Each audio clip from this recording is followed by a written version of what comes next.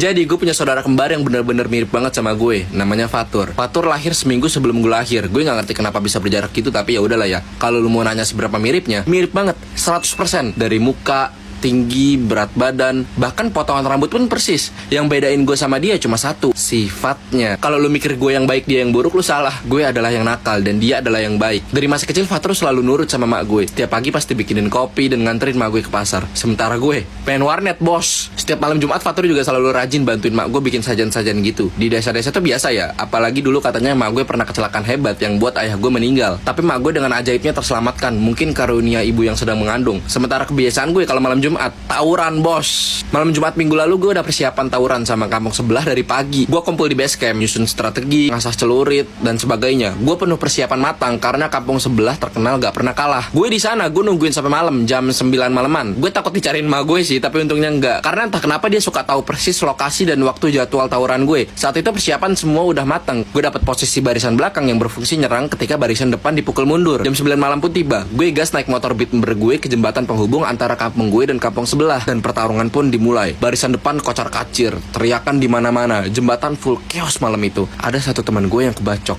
tapi musuh ada 3 yang kebacok. Gue teriak dengan senang ketika musuh lari berhamburan, menandakan kemenangan ada di geng gue. Tapi hal yang gak gue tahu adalah malam itu Fatur lagi keluar beli nasi goreng di kampung sebelah, yang artinya dia ngelewatin jembatan ini. Gue tahu hal itu ketika gue sedang teriak kemenangan dan ngeliat ke bawah jembatan ada seseorang yang kayaknya jatuh dari atas. Awalnya gue pengen kabur kayak semua teman-teman geng gue lainnya, tapi gue diem di situ karena gue ngenalin jaket kuning yang dia pakai. Gue turun dan bener aja, itu Fatur dengan luka bacokan celurit menembus hingga belakang tubuhnya. Gue nangis sejadi-jadinya, kesal dengan siapa yang tapi lebih nyalahin ke diri gue sendiri yang terlalu sering ngadain tawuran kayak begini. Gue mencabut celuritnya perlahan dari tubuh malangnya. Celuritnya bergambar naga yang gak dipunyain sama geng gue. Pasti geng sebelah. Di sebelah jasadnya ada satu bungkus nasi goreng yang masih utuh. Ini semua murni kesalahan gue. Gue yang inisiasi tawuran ini. Gue yang buat tawuran ini terjadi. Dan kalau sampai mak gue tahu yang sebenarnya, pasti dia akan sedih gak henti-henti. Dan gue gak mau itu. Gue punya akal. Gue ambil bungkus nasi goreng itu dan pulang sebagai Fatur.